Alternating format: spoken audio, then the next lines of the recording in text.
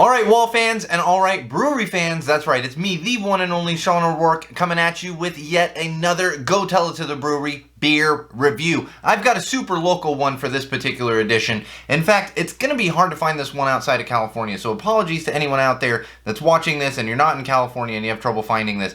Hopefully they will have some wider distribution over the next couple of years, but as of now, you've pretty much got to be in California for this particular one. And it's a tasty brew from Angel City Brewery. That's right, Angel City Brewery. This is their IPA. This is definitely one of their flagship beers.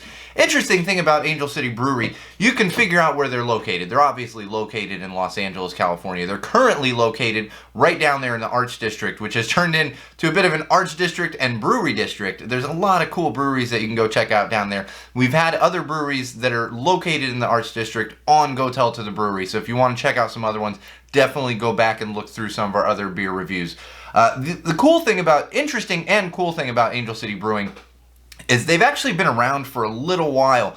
They started in 1997, surprisingly, but they didn't have a big brewery. They didn't really have distribution. It wasn't until around 2004 that they actually opened up a tasting room and started to get some tap distribution. And then on top of that, even then they didn't get real big. It wasn't until 2012 that they joined one of those craft beer collaborations that you get all these craft breweries together and then they promote each other. And that's when they opened up their tasting room down there in the Arts District and have really been blowing up ever since then.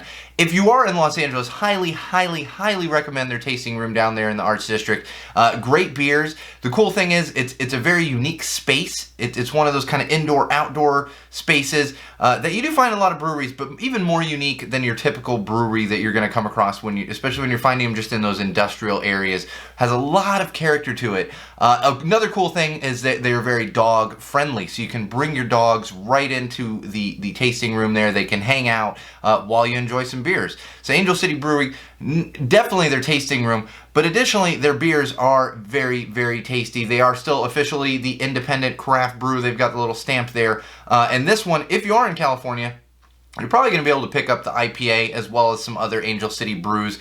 This one, I will be honest, it's not my favorite IPA, but it is definitely a tasty IPA. I wouldn't choose this over some others. However, if you're at a place that has Angel City and you've never had it, this is definitely one that is worth checking out. I would drink it if it's put in front of me. I'm just not going to choose this over some of the other Southern California IPAs that are out there.